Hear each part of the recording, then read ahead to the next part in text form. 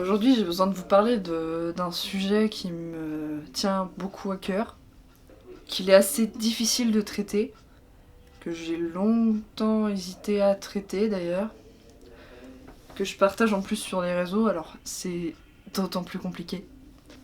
Donc si c'est aussi compliqué que je le fais, c'est justement que c'est super important de le faire. Pour moi, c'est important. Ça pourrait peut-être aider des gens qui me fréquentent. En tout cas, moi, ça m'aide de le faire. Donc voilà. Récemment, j'ai changé ma photo de profil, une photo de profil temporaire, pour me donner une deadline pour faire cette vidéo. Je me suis dit qu'une fois qu'elle serait supprimée, ça n'aurait plus trop de sens de faire cette vidéo. Je l'aurais quand même faite, mais ça m'imposait de le faire, et parce que je savais que c'était nécessaire, même si c'était, comme je l'ai expliqué, très compliqué à faire. Ce soir, je suis dans le bon état, donc ça va, ça devrait aller jusqu'au bout, j'espère. Depuis que je suis rentrée à la fac, j'ai beaucoup appris sur moi-même. Je pense que ça arrive à beaucoup de gens qui arrivent dans l'enseignement supérieur quand on quitte cette standardisation du lycée, du collège. Et encore cette année, j'ai refait du tri et j'avais besoin de... Parce que j'avais besoin d'être écoutée. Et que parfois c'est compliqué quand on a un cerveau qui fonctionne comme le mien. C'est donc là que je vais arriver au vif du sujet. En fait, je suis un zèbre. Donc oui, dit comme ça, quand on connaît pas le terme, ça peut paraître étrange. Alors, un zèbre, plus sérieusement, c'est ce qu'on appelle également... Je déteste ce mot. On appelle ça un surdoué. Parce qu'on considère qu'il est au-dessus de la norme, donc il est plus. Et je déteste ce terme. Zèbre, l'avantage, c'est que ça parle... c'est une référence, enfin, ça fait référence à la différence de comportement, à la différence de fonctionnement, et je trouve ça plus intéressant, c'est moins connecté, comme on pourrait dire enfant précoce, haut potentiel intellectuel, surdoué, moi ça m'intéresse pas. Donc je vais parler de zèbre. Et donc récemment j'ai changé de photo de profil en rapport avec cet état, mon fonctionnement. Donc le trop. Le trop, c'est souvent quelque chose qu'on m'a reproché. Trop émotif, ouais. Je réagis trop aux choses, je m'énerve trop vite, les choses m'affectent trop facilement, je me laisse submerger par mes sentiments. Souvent les gens, ils ont tendance à me dire ouais, t'abuses, ou c'est pas la peine d'en faire autant, c'est pas la peine d'en faire des tonnes. Mais ça, maintenant j'ai besoin d'expliquer aux gens que c'est comme ça, que j'ai pas le choix en fait. Si j'ai pu paraître trop, c'est que je ne pouvais pas le maîtriser. Sinon je l'aurais fait. Ça fait belle lurette que j'aurais aimé qu'on arrête de me dire que j'étais trop. Si vous pensez, vous, que c'est trop, pensez que pour moi c'est normal. Et que mon hypersensibilité, je peux apprendre à la maîtriser. Je suis des thérapies pour ça, ne vous inquiétez pas. Mais parfois, j'aimerais juste qu'on la prenne en compte. Comme j'essaye de m'adapter tous les jours au comportement des autres. Parce que c'est aussi ça, être zèbre, c'est devoir toujours s'adapter, se décaler pour correspondre à ce qu'on attend de vous, en fait, dans la société. J'en viens à la pétale sur la photo où c'est marqué trop décalé. Bah, trop décalé tout simplement parce que y a des choses que vous savez faire très simplement que moi je suis incapable de faire ou de comprendre. Ce n'est pas dans ma logique. Être zèbre, c'est un fonctionnement cérébral différent. Pas plus, pas moins, c'est pas la question, c'est différent. Et il y a des choses très simples que moi je ne peux pas faire, et à côté de ça, il y a des choses qui me paraissent simples à moi, qui vous sont très difficiles. Et je le comprends. Je le comprends seulement à chaque fois que j'ai une relation avec quelqu'un, à chaque fois qu'il faut faire des choses ensemble, j'ai une adaptation à faire qui est assez compliquée. Et sachant que je fais partie de cette catégorie qui concerne 2% de la population, c'est assez compliqué de se faire comprendre. Sachant qu'entre zèbres, on se comprend pas plus, en fait. Donc c'est compliqué. Donc parfois, j'ai juste la sensation d'être seule. D'être toute seule dans ma tête. Alors je me suis posé la question plusieurs fois si j'étais folle. Je pense que vous vous êtes posé aussi la question. Donc j'ai lu des trucs sur la bipolarité. Et non, c'est pas ça. Donc c'est pas forcément facile tous les jours. Il y a aussi le côté trop exigeant. Alors faut savoir qu'effectivement, comme on comprend pas les mêmes choses, qu'on est en décalé, et qu'on n'a pas la même façon de réfléchir, c'est compliqué pour moi Je suis pas dans la tête de ceux qui ne fonctionnent pas comme moi. Ça me semble assez logique à comprendre. Et parfois, les choses qui me semblent simples, j'ai du mal à comprendre que les gens ne peuvent pas le faire. Et du coup, je tiens vraiment à m'excuser aux personnes que j'aurais pu blesser par rapport à ça. C'était pas du tout mon optique. J'essaie justement de m'adapter dès que je peux, justement, à la personne qui est en face de moi. Je le fais tous les jours, et je me rends compte tous les jours que je fais du mal parfois, et c'est vraiment la chose que je ne veux pas. Et puis récemment, du coup, avec ma thérapie, je me suis rendu compte qu'il fallait aussi que je fasse attention au mal qu'on me faisait. Et pour autant, je sais que c'est pas la faute des gens. Je peux comprendre que quand moi on me demande quelque chose qui paraît tout bête, comme arrête de réfléchir, quand on me dit oui mais parfois dans la vie il faut arrêter de se poser des questions, ou tu vas chercher trop loin, t'es trop sérieuse, t'es trop compliquée, toujours ce fameux trop, et bah ça paraît simple pour les autres d'arrêter de réfléchir, pour moi en fait c'est pas moi qui décide. Mon cerveau il continue de réfléchir continuellement, il va pas demander mon avis. Je peux vous dire que ça peut être très fatigant. Pour ma part, ça va, j'ai pas d'insomnie. Mais j'en connais qui vivent ça moins bien que ça.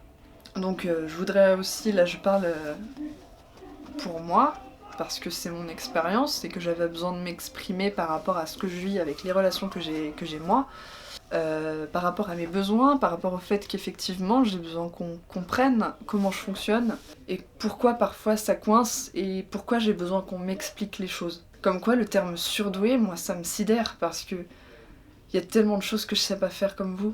Je suis pas plus douée que vous, je suis plus douée dans des choses où vous êtes pas douée, et vous êtes plus douée dans des choses où je suis pas douée. C'est aussi con que ça.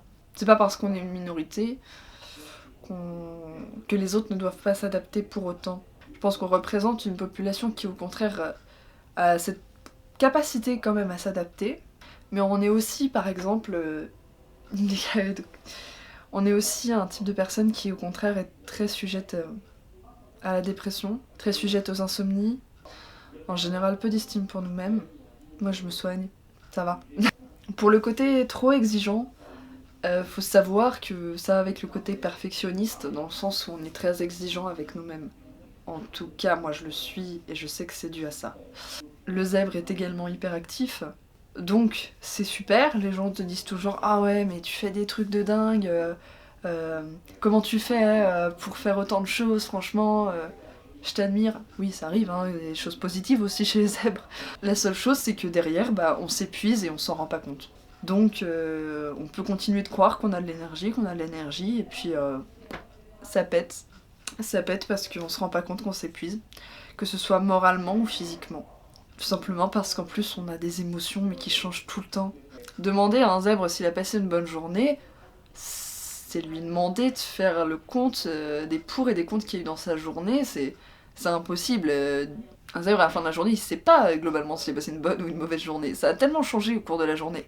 En soi, c'est un petit peu comme une fille normale qui a ses règles, mais tout le temps. Donc vous imaginez comment c'est compliqué de gérer ses émotions. Et en plus de ça, de devoir s'adapter et de se mettre à la place de l'autre constamment. Alors c'est vrai que les zèbres sont assez empathiques, c'est une des caractéristiques du comportement. C'est pour ça qu'ils sont très aptes à s'adapter. Mais là, je me suis rendu compte que j'étais dans un épuisement moral incroyable, parce que toujours cette sensation de solitude. Je crois que c'est vraiment la chose la plus dure à supporter. Enfin, je ne sais pas. S'il y a d'autres zèbres qui regardent cette vidéo, j'aimerais beaucoup que vous participiez à la discussion, que vous ameniez vos petites choses pour compléter. Mais cette sensation d'être seul dans sa tête et de parler dans le vide. De parler que personne comprend ce que vous dites. Ils comprennent pas, d'ailleurs j'espère que vous comprenez cette vidéo, j'espère que je pars pas dans tous les sens, parce que c'est aussi une caractéristique de partir dans tous les sens. Parce qu'il faut savoir que notre cerveau, il capte 150 informations à la minute, et du coup c'est très compliqué de rester sur la ligne droite parce que on a envie de parler de tellement de choses, il y a tellement de choses qui nous passent par la tête que pour moi cette vidéo c'est... Il faut synthétiser, il faut tellement penser à chaque mot.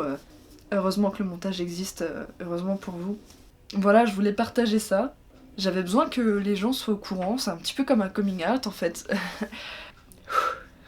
Mais pour s'adapter, faut savoir, et j'ai aucune haine contre les personnes qui parfois m'ont énormément blessée sans le savoir. C'est justement parce qu'elles ne savaient pas que j'ai besoin aujourd'hui de leur dire que c'est pour ça qu'elles m'ont fait du mal et que c'est pas grave. Donc j'ai besoin de l'expliquer pour peut-être avoir une chance de réparer ce que j'ai pu casser avec certaines personnes. Et de pouvoir continuer des projets que j'ai entamés avec certaines personnes aussi.